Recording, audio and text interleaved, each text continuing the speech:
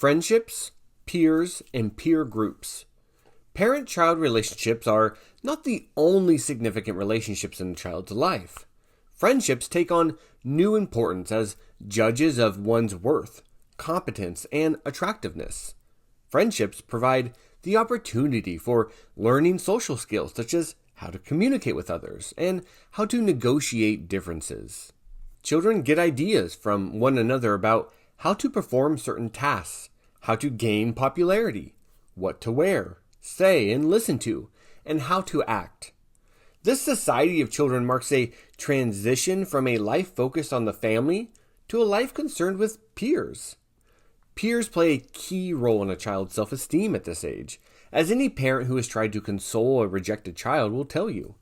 No matter how complimentary and encouraging the parent may be, being rejected by friends can only be remedied by renewed acceptance.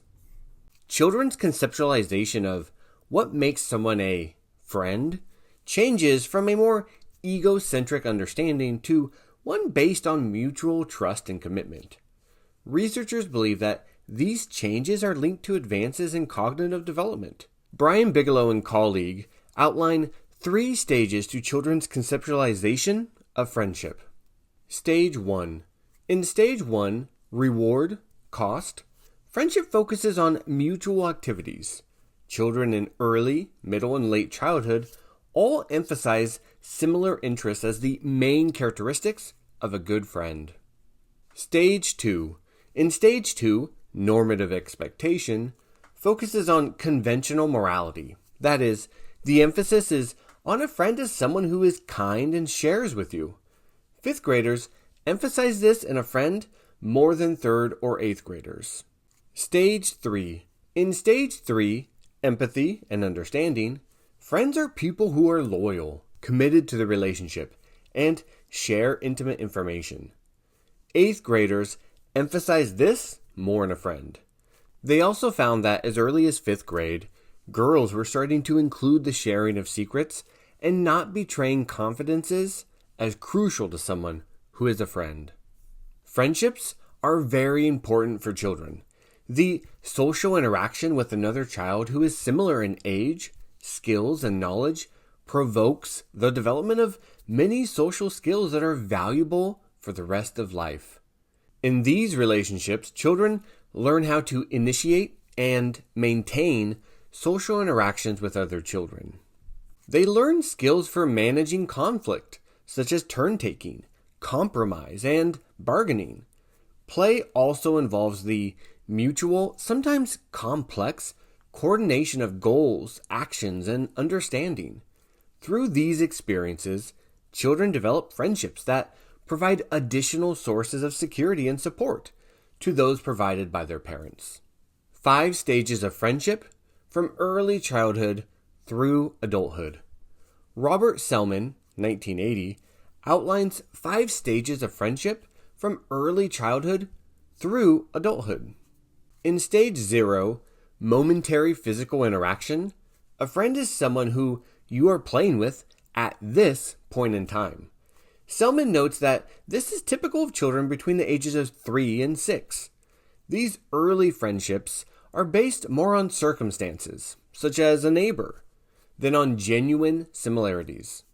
In Stage 1, one-way assistance, a friend is someone who does nice things for you, such as saving you a seat on the school bus or sharing a toy. However, children in this stage do not always think about what they are contributing to the relationships.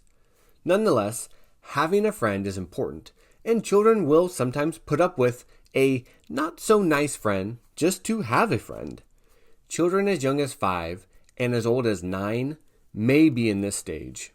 In Stage 2, fair weather cooperation, children are very concerned with fairness and reciprocity, and thus, a friend is someone who returns a favor. In this stage, if a child does something nice for a friend, there is an expectation that the friend will do something nice for them at the first available opportunity. When this fails to happen, a child may break off the friendship. Selman found that some children as young as 7 and as old as 12 are in this stage.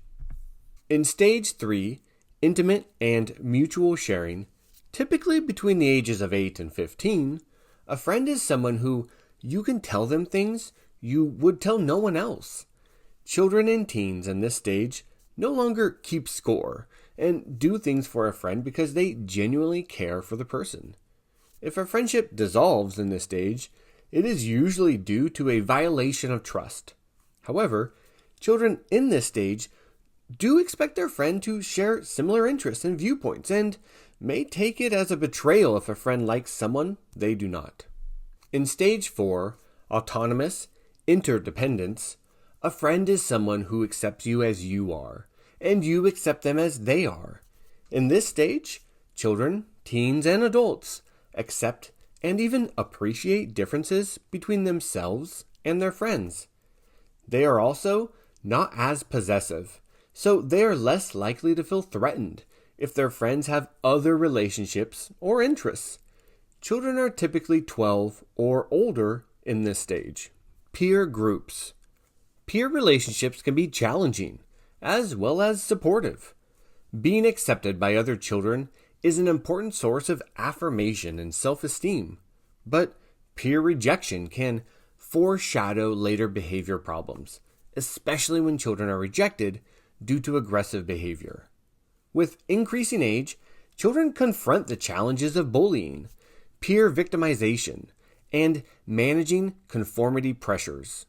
Social comparison with peers is an important means by which children evaluate their skills, knowledge, and personal qualities, but it may cause them to feel that they do not measure up well against others. For example, a boy who is not athletic may feel unworthy of his football playing peers and revert to shy behavior, isolating himself and avoiding conversation. Conversely, an athlete who doesn't get Shakespeare may feel embarrassed and avoid reading altogether. With the approach of adolescence, peer relationships become focused on psychological intimacy, involving personal disclosure, vulnerability, and loyalty, or its betrayal, which significantly affect a child's outlook on the world. Each of these aspects of peer relationships require developing very different social and emotional skills than those that emerge in parent-child relationships. They also illustrate the many ways that peer relationships influence the growth of personality and self-concept.